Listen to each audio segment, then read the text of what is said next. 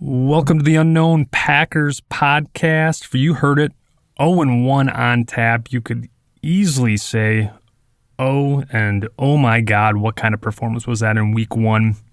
Myself, Ken Ingalls, and this week's big bad Niebles, the band back, yet again, talking about that dismal performance, 38-3 loss to the New Orleans Saints in week one. I do want to mention that we are the unaffiliated and unknown Green Bay Packers podcast. Our views are our own.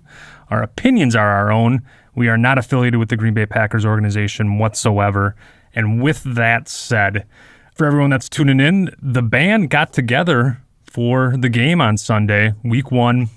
Myself, Niebles, Ken, and Jeremiah Wayman, original co-host and co-founder as well as graphic designer.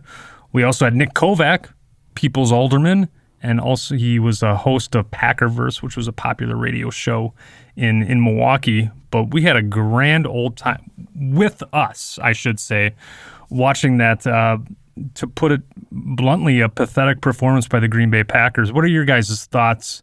I'm still more in shock. I guess you could look back over the course of the last 6-7 months and not be surprised, I guess, with the whole saga of Aaron Rodgers not being happy and his issues with Mark Murphy, so on and so forth, if that's conjecture, what have you. But they didn't play a lot in the preseason. Per Rob Domofsky said that they were humming in the preseason in training camp. So he's as befuddled as we are with this week one performance. But what are your guys' thoughts? I'm still sort of dumbfounded, actually. Yeah, I mean, I'm not shocked that they lost. I think I drank too much Kool-Aid the week leading up to it, listening to all the experts saying, oh, they're going to blow out the Saints, While in the back of my mind, and I said it last week, on our last episode, going into Jacksonville, that heat, they're usually sluggish, they don't play well, and it's kind of like coming off the world's longest bye. I mean, the ones really had no time together. They didn't, no snaps in any preseason games. Obviously, they have training camp practice and the scrimmage with the Jets, but that doesn't, that's not a substitute for, real NFL game speed action. Obviously, I would probably trade the health of the team. I don't want to risk injuries in preseason games, trade it for a loss, but I think that's going to be a loss that towards the end of the season is going to come back to bite us. We're really going to want that one back. An NFC opponent, a good one. I think they're going to hang in there. Jameis Winston looked completely different. I mean, I think the Saints are going to be a pretty good team going forward. Everybody said that they have the patchwork secondary, and Rodgers was going to just pick them apart, and that didn't happen at all. I mean, that was just, I don't know what was going on, but that was just overall awful. That might be the most surprising thing, is that the Saints actually are a contender with that whole salary cap restructuring and that, like you said, that makeshift cornerback, injured wide receivers, and then Jameis Winston, a guy that was an afterthought, who threw 5 touchdowns. Yeah, from my perspective, it was a hell good time to actually, see you guys hang out. First time we got the three of us, on here, hang out during a game and, live and be able to bullshit back and forth a little bit during the game. But, that was pretty much the highlight, unfortunately. Yeah, from the get-go, there really wasn't a lot, happening to be real excited about in this game. And every time we... Oh yeah. Well, I'm sure we'll talk about, some positives we Not can forget pull, about Mr. Bojangles. Every time we stood up and cheered, penalty, negated, or interception. And it's just like, it was just a backbreaker of a game. It's just deflating, and it was kind of telling. It was kind of telling that our biggest eruption of the night was when Jordan Love came in and secured our first third down conversion of the whole game. I mean, that was before we were more excited that he came into the game. Yeah, right. And then following that, he had that 30-yard complete or 39-yard completion to Cobby, and then we erupted. I'm embarrassed, to be honest. I mean, if you would have told me a week and a half ago that the most excited I would get in week one is when Jordan Love was going to come in, I would expect a blowout, but by the Packers, not by the Saints. But it was great to see Jordan Love. I'm not trying to get divisive about Aaron Rodgers, Jordan Love, but it was cool how embarrassing of a loss it was. This was a little bit of a bright spot that we got to see him make some nice throws and stand in the pocket. Granted that fumble, but he's trying to make a play. He'll learn from that. Mm-hmm. But it was cool to see. I think that's probably the silver lining to take away, which is odd to say, Right. Personally, I was always hoping that we would get to see Jordan Love in some fashion this season. Obviously, you don't want it to be towards of injury. Mm-hmm. You'd want it to be in a blowout fashion. Unfortunately, the tables were turned. If I were to told you, or going into this game that one quarterback would have 5 touchdown passes and one would have 0 touchdown passes, 2 interceptions, and Jordan Love got into the game in the fourth quarter, you would have probably assumed that it was a blowout for Green Bay, based off everything we were hearing going into this. But, unfortunately, the tables were turned. But, great to see him. That's always been the criticism for Love this whole going back to last year, where he didn't really have a chance to participate at all, being inactive for all 16 games, including into the playoffs as well, postseason. We finally got to see him in the preseason sling in 2 games only because, again, he got hurt for that second week. But that was a criticism that we never got to see him play, never got the opportunity. So it's only going to help his development. I was, glad to see what I was able to see. Patient, playing within the offense, resetting, looking for the open man, going through his checkdowns. Unfortunately, that fumble at the goal line was just the way things were going, nothing really surprised me at that point, but it's definitely an encouraging aspect. At this point, if something were to happen to Rodgers where Love would have to maybe sneak in for another game or two, I feel comfortable with him being in that backup spot. Well, let me piggyback off of that.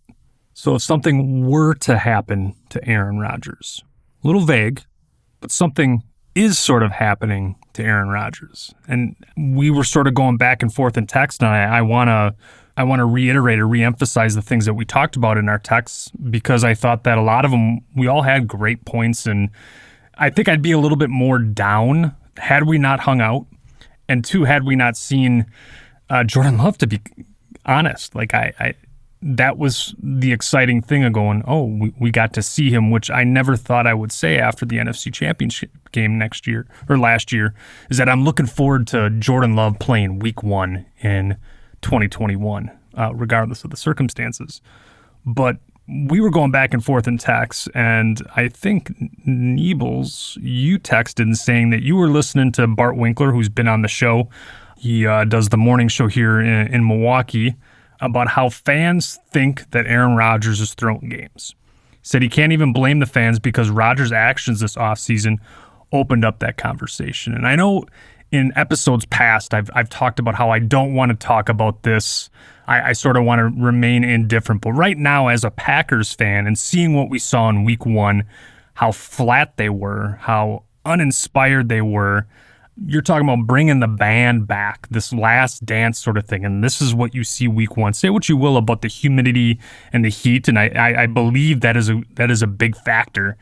But if you are a Super Bowl contending team, granted the Tampa Bay Buccaneers lost to the Saints last year 38-3, but when you look at LaFleur, when they have lost bad, and it's usually because they've fallen down early. Now, those are 2 things that I want to ask you. 1, Winkler's comments and your thoughts, and 2, LaFleur and how successful he's been, but also the losses have been blowouts. What are your guys' thoughts? I don't think I'm ready to go there yet in the whole sabotage, this whole sabotage route. I mean, it's a quote unquote, fun thing to explore, but I'm not ready to go there. I just think overall the whole game was just like I had mentioned. I mean, the LaFleur, and as you guys had said, LaFleur's offense, it was pretty darn vanilla. You didn't have any of the razzmatazz back there, the trickeration. It was just seemed very plain. They couldn't really get anything started. And like I said, LaFleur said it best, where he did not have his guys prepared, and it definitely looked more like a situation where they were not prepared, maybe even to the point where, this is supposed to be Rodgers', scorched earth tour, and maybe a little bit of overconfidence, and they came in there not as prepared as they should be, and they shit the bed. to be honest.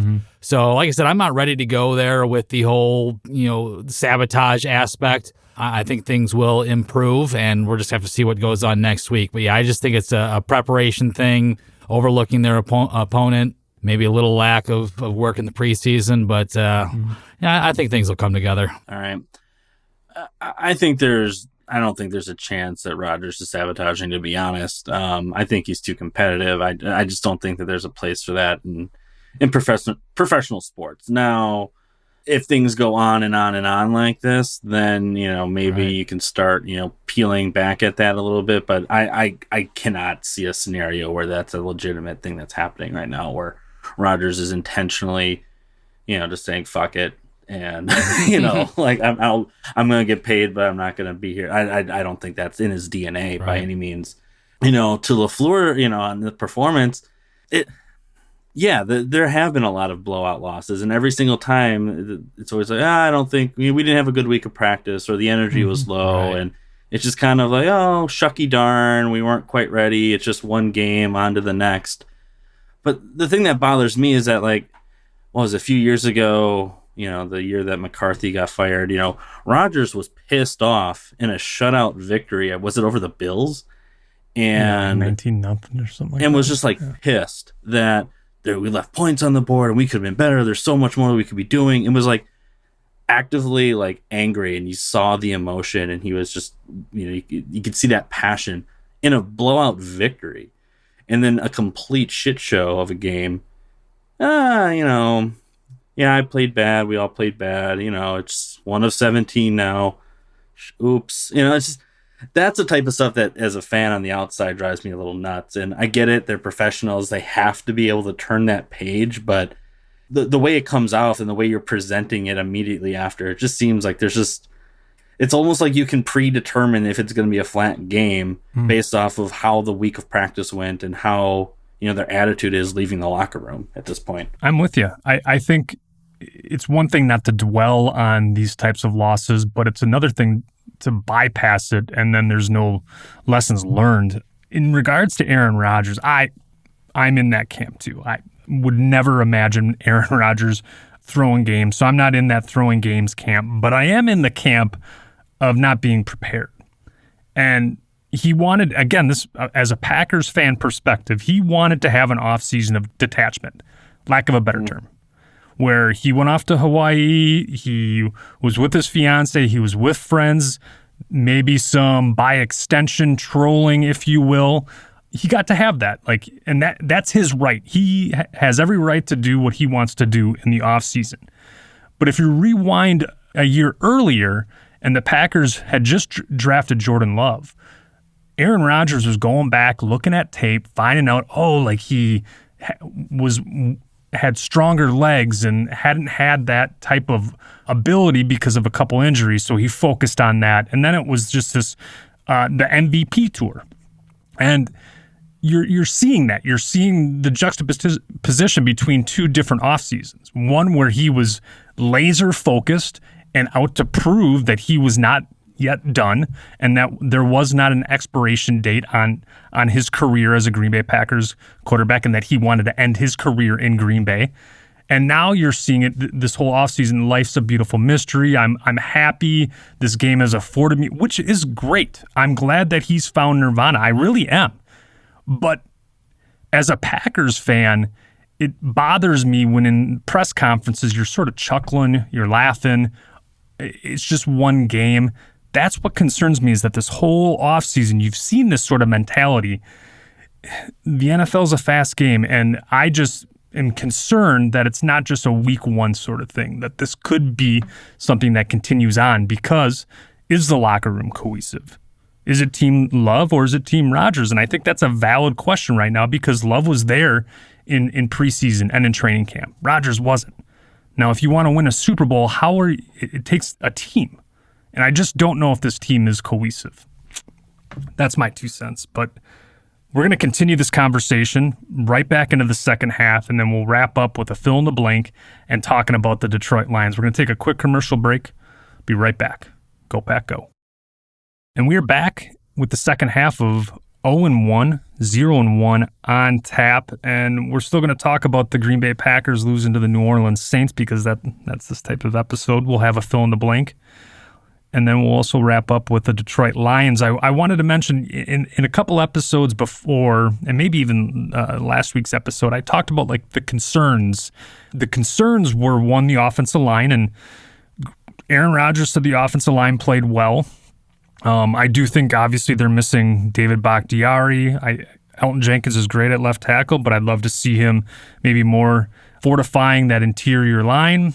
But I think the other huge concern was we swapped one red flannel shirt for another red flannel shirt in defensive coordinator, possibly, with Mike Pettin and Joe Barry. And Mike Pettin and the Green Bay Packers last year, say what you will about Mike Pettin, but they had a top 10 defense last year. They essentially brought back everyone outside of, Christian Kirksey on that defensive side. And so you're expecting different results, but with the same personnel and also a new defensive coordinator. We also talked about that technically this might not be Coach LaFleur's preferred candidate.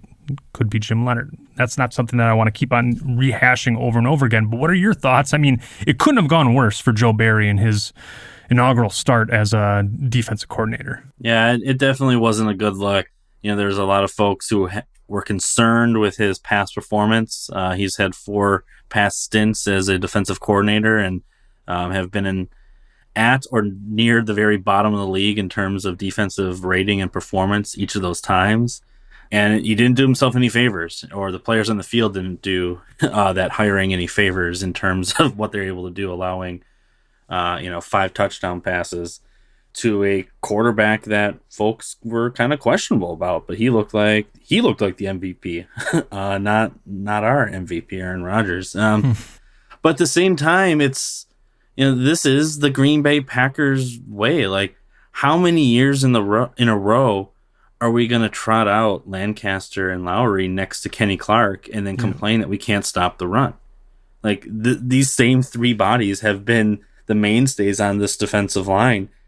And Kenny Clark is a budding superstar and he's paid like one, but he needs some help. Mm-hmm. And not only there along the line, but up the middle of this defense, it's just the Packers had no pass rush, no pressure, playing off and on third downs, playing off past the line of scrimmage, allowing everything underneath.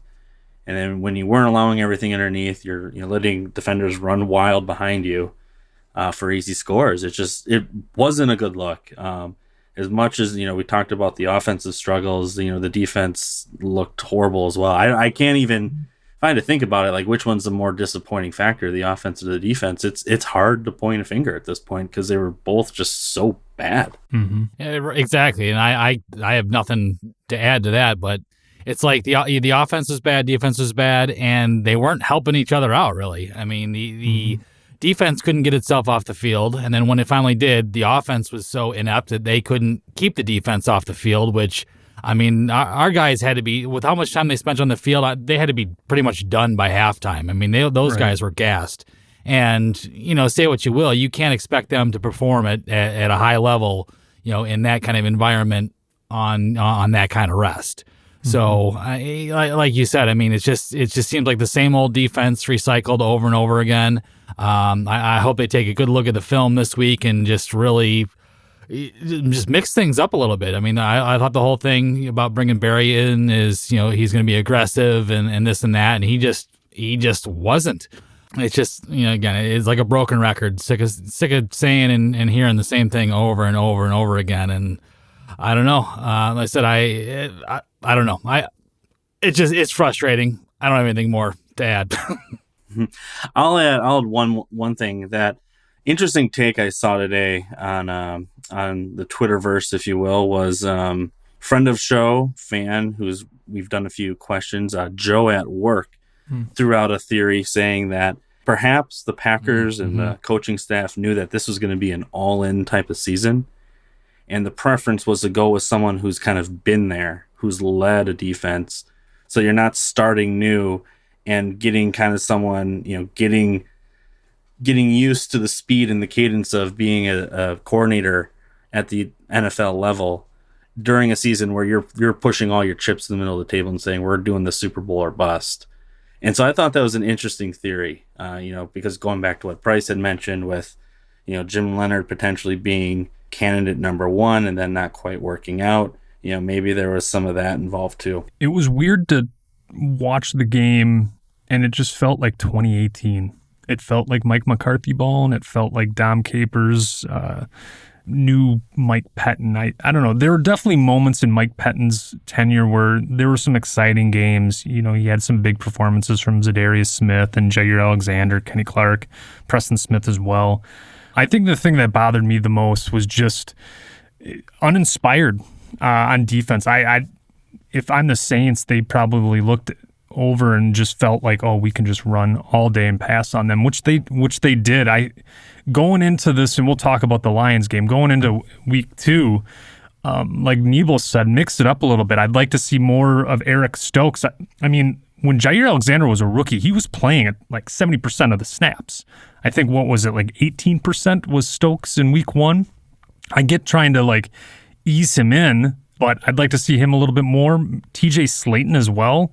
Like Ken said, you're bringing these people back. You kind of already know what you have in Lancaster, Lowry, and Kevin King. I'd like to see a little bit more, some new blood, and see what's happening. But like, there was no man-to-man. There was no pressure. You're 5-10 yards off of your wide receivers or whoever you're playing across from. That was the thing that just boggled my mind, was that it was just soft defense, and overall just an awful performance. I'm excited to sort of move past this week 1 performance, if you can even call it that, and start talking about week 2. But before we do that, Nevels. Yes, sir. You had a fill in the blank, but before we even do the fill in the blank, is there anything that we wanted to talk about real quick about that Saints-Packers game before we wrap up? I know that you wanted to talk about Bojo, so I'm going to give you the floor to give your praise to the punter. It was just cool to see Mr. Bojangles out there a little bit. He's got a rocket for a leg. I think over time he's going to – I thought he was better than J.K. Scott, but again, it's a scary thing where the most exciting moment is your punter. So I'm excited about Bojo. Hopefully the special teams can be an asset. I guess we'll see. But he's got that little shimmy he does. Yeah, he's got some swagger. Yeah, like if you watch the game next time that hopefully they're not punting next week, but we'll see. But yeah, right before the snap, he does a little shimmy, like all over his entire body. Like we noticed it, started laughing, and now something we're watching for. Unfortunately, when he had to punt so many damn times. But Mr. Bojangles. On to the next, Mr. Bojangles. One positive takeaway I do have from the defense, surprisingly, is I saw an interesting stat today that they were the highest ranked tackling team in the league this week, which is a far cry. I believe they were pretty much bottom 5, every game last season. So, obviously they had a lot of opportunities to tackle, but they made the best of them, and they were the highest ranked tackling team in the league this week. All right, not all is lost. Not you got all Mr. is Bojangles, lost. and you got tackling. All right. Yeah. Our starting left tackle, Ellen Jenkins, had two solo tackles, which was tied for 7th on the squad, which is concerning and impressive at the same time. Good form. Good form. Yeah, good form. Unfortunately, they were on 2 interceptions, but maybe we found a two-way player. He can play everywhere on the line, fullback, wide receiver. He's going to get quarterback money. Yeah, strong safety. Line them up. We need 22 of these guys. All right, ready for the fill in the blank? Oh yeah. Is it a go? All right. Now this is something I saw on Twitter earlier. You guys may have seen it, you may not have, but we're going to go with that anyway. It came from Mr. Bruce Irons. I liked the question. I thought it sparked some good conversation. So you're going to go ahead and put your coach hat on here. If you had to make one change to the starting lineup for next week, it would be blank. Now, before you answer, I'm going to caveat this with I'm taking away Kevin King. Kevin King has to stay in the lineup. Okay? So, with that being said, if you had to make one change to the starting lineup for next week, it would be blank. Jordan Love. Get out of here. I'm kidding. I just was that. I'll go. In all honesty, I love Aaron Rodgers too, so I'm just just having some fun. I would go look at that D line, honestly. I've had enough with the Lancaster Lowry sort of.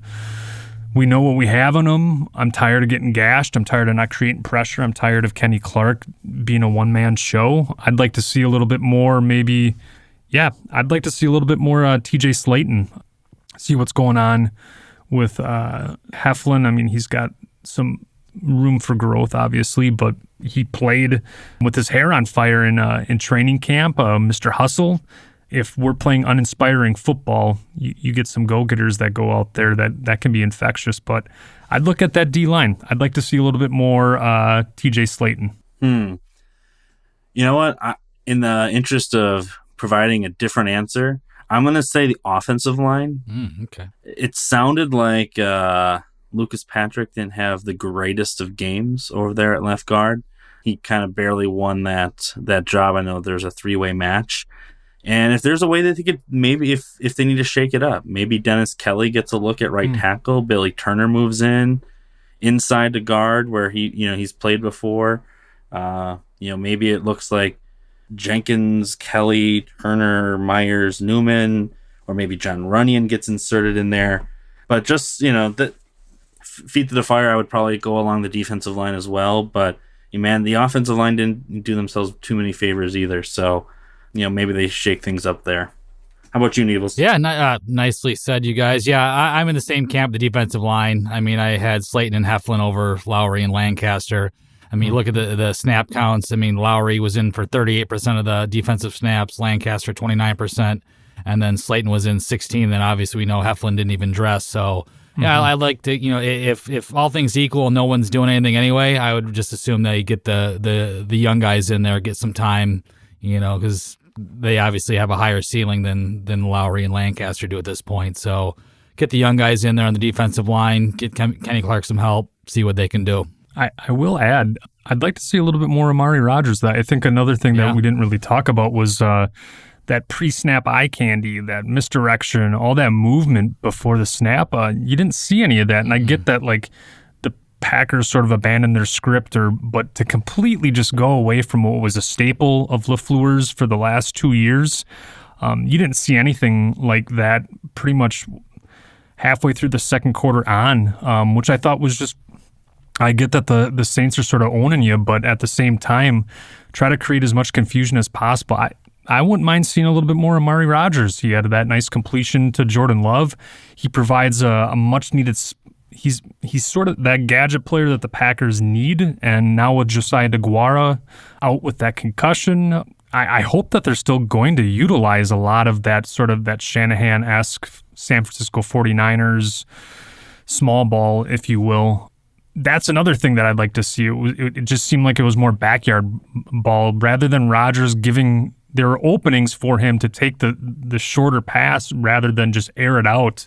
So again, it was just eerily similar to 2018, and that's another thing that I'd like to see change. But maybe Amari Rogers could be that sort of spark plug for the Packers in week 2. And even, they brought him back. Get Cobb more involved. I mean, he wasn't in there for a whole lot of time. Pretty telling, man. I think it's like pretty telling. Garbage time. Exactly. I mean, with the connection that he and Rodgers have, and Rodgers having him brought back or whatnot, you think they would have tried to get him a little bit more involved in that, in that role. He can kind of work all over the field. So it was just like I said, that's what I mentioned earlier, how LaFleur's offense just seemed so vanilla, meaning, like you said, there wasn't any of that, any of that pre-snap motion, nothing. It was boring, in comparison to what we've seen with his offense in the past. Right. Man, that Randall Cobb, that surprised me. Didn't have a target with Aaron Rodgers on the field. And he was in with, I hate to say it, the scrubs, when Jordan Love was there on offense. And probably not what he expected when he got that trade, and maybe not what Packer fans are expecting, seeing Randall Cobb come home. But hopefully they can find a way to use him. Yeah, it was just a confusing game. I mean, week 1, I don't know. I just feel like you'd be jacked up. You'd be excited. Something tells me that there's something else going on.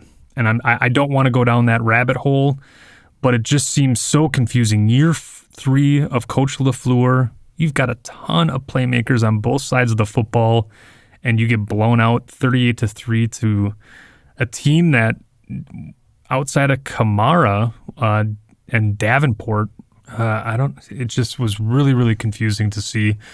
But moving on to week 2, we've got the Detroit Lions, the Packers home opener at Lambeau Field. They didn't have any games outside of the playoff games last year in the NFC Championship game at Lambeau Field with fans. Now they'll have pretty much packed stadium. So I would like to think that the Packers show up for their fans in Green Bay. But it's not going to be no cakewalk with the Detroit Lions. The Packers have struggled against the Detroit Lions. And now you've got kneecap biting Dan Campbell coming in there to possibly surprise. What were they? They were down by 25, 30 points to the San Francisco 49ers and rallied back.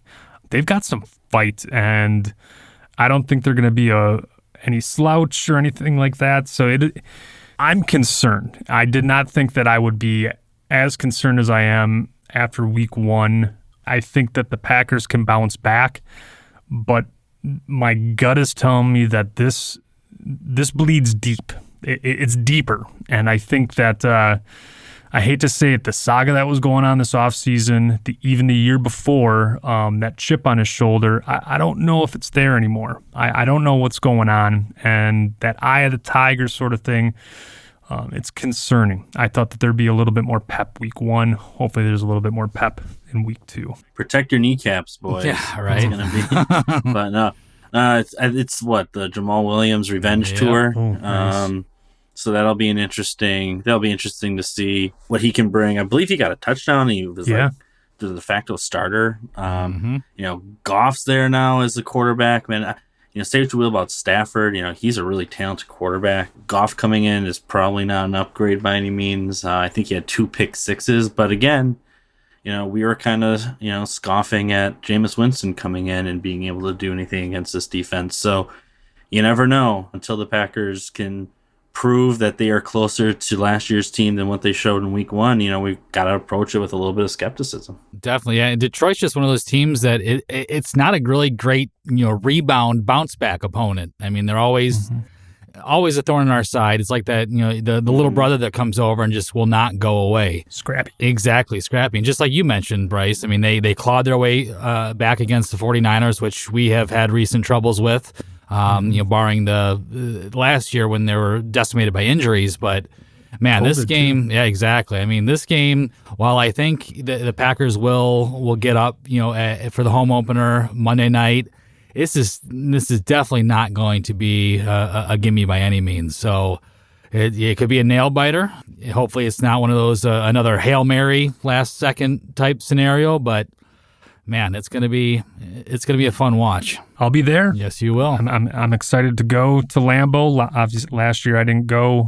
The last game was with myself and Niebels at the Seattle Seahawks playoff game in, I believe, 2019, right before the world changed and all that stuff. So I'm excited to be at Lambeau, do some tailgating, hopefully bring a little bit of luck, and I guess the word of the day, some pep. A little bit more pep. I'm excited. I love the Green Bay Packers. This performance, I think I just overlooked everything that went on this offseason. I feel like there's some deep systemic things within the organization, within Rodgers, within this team. I hope there's not a divided locker room. I don't want to be talking about it, but I feel weird not addressing it. And I'm hoping bounce back performance. One thing that cures all this is winning. So if the Packers start winning, we can move on. But I'm concerned, guys. Yeah, well, there's reason to be, but it's a long season. I just think they're too good of a team. Rodgers is too competitive, too smart of a guy to kind of blow it, if you will. And I think we're going to see a different team come Monday night. I hope so. Ken, any last words before we bid adieu? I'm just hoping the next time we talk, it's 1-1 on tap. I love it. I love it. Go Pack, go. Everyone have a wonderful week. Enjoy the weekend. And looking forward to talking Green Bay Packers, hopefully after a victory after week 2 against the Lions next week. I'm your co-host, Bryce Christensen. I'm Niebels. And I'm Ken Ingalls. And this is the Unknown Packers Podcast.